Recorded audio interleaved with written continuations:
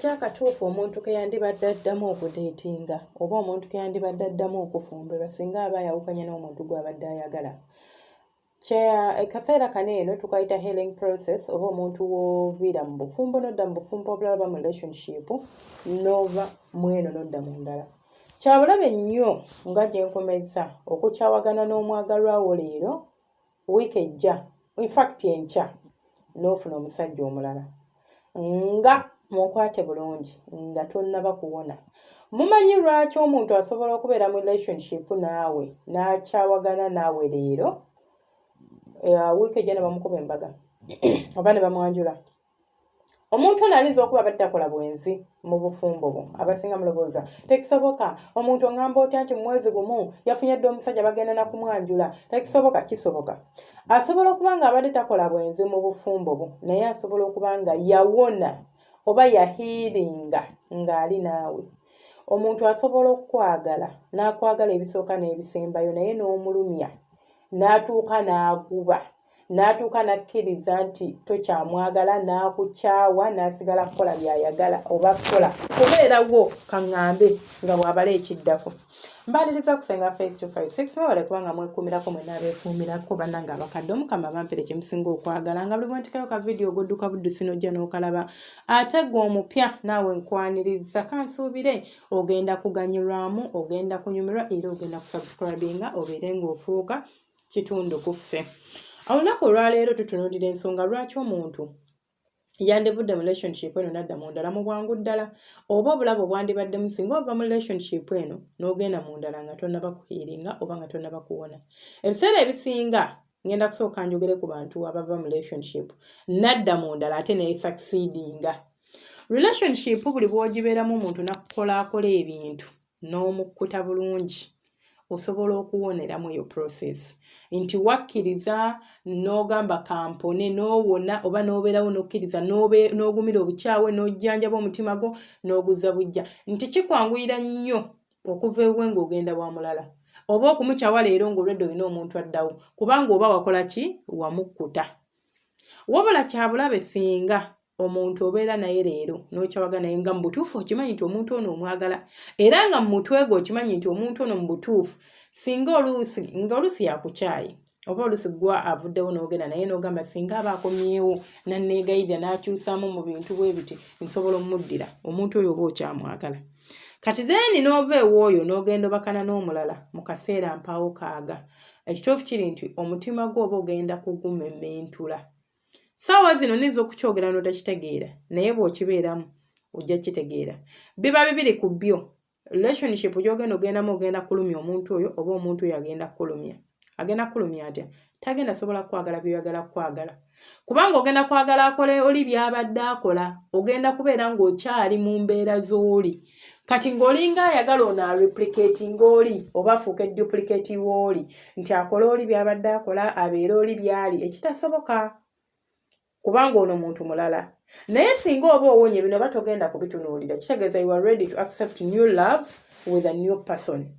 Naye oba omukwano omujja n'omuntu omujja oba n'omuntu omupya.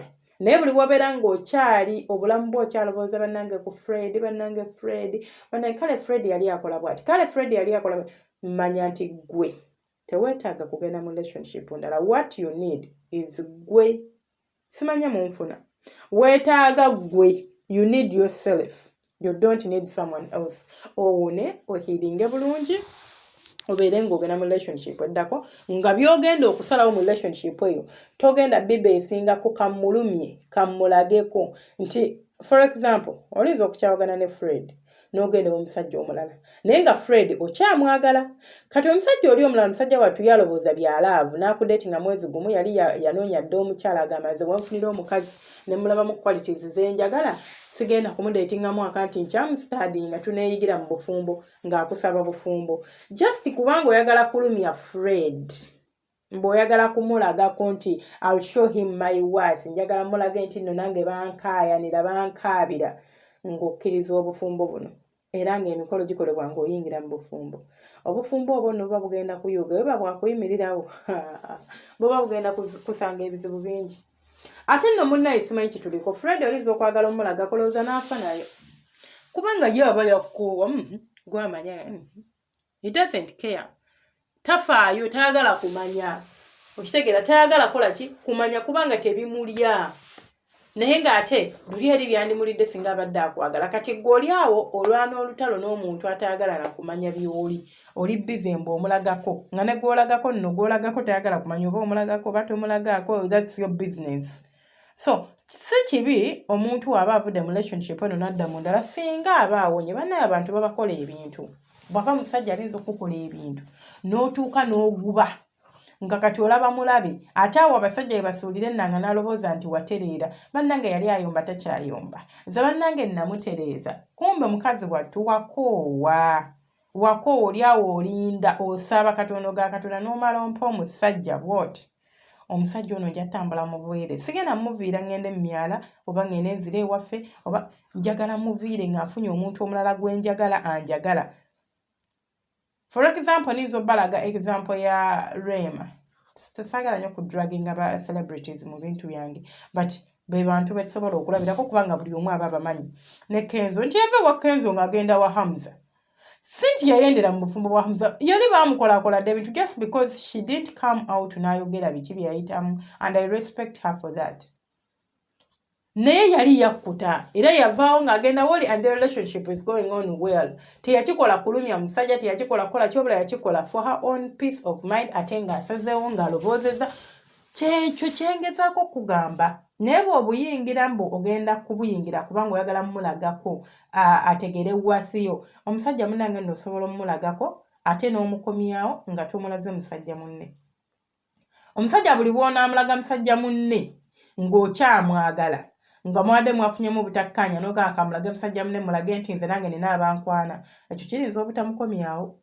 Naye omuntu kasita omu ignoring nga n'omulaga nti abadde yakumanyira okuba amasimu kwegayirira n'omulaga nti ebikulya and you keep yourself busy ne weerabirira n'onyirira n'osiba akaviiri ate nga waakwagala nti akuzeemu nnaku akutunyodde mu osiiwuuke nga akunoonya ekyokufuna kulaga omusajja omulala si kye kimuleetera okukunoonya. So mwabagamba nti tosobola kuva mu relationship eno n'ogenda mu ndala immediately osobola but ng'obadde mu relationship eno n'ogikkuta omuntu n'omukkuta nga mu butuufu ne bw'aba akedde ku makya ntera okukozesa ekigambo nti nze ba ex bange sirina bangi naye nze ne bw'aba akedde ku makya n'afuuka pulezidenti w'eggwanga erya Amerika simujjusa kubanga mmanya teyali wange bw'aba teyasobola kunjagala bye nanijagala kunjagala how sure I am nti nze okubeera first lady kigenda kunfuula omusanyufu.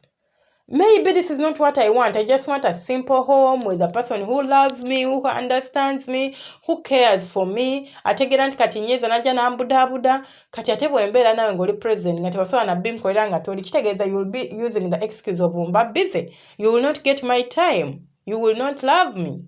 Nti ne bwokera ku makya n'ofuuka ki I don't care. Mba nakumala ebyange naawe biba byakola ki byaggwa. Bannaye mubeere bulungi temujjanga okwo mwebale kubeerako mwebale kwekumira kusenga face to face 6 aba subscribing aba liking aba sharing mwenna mukola kyateno mukama bankumi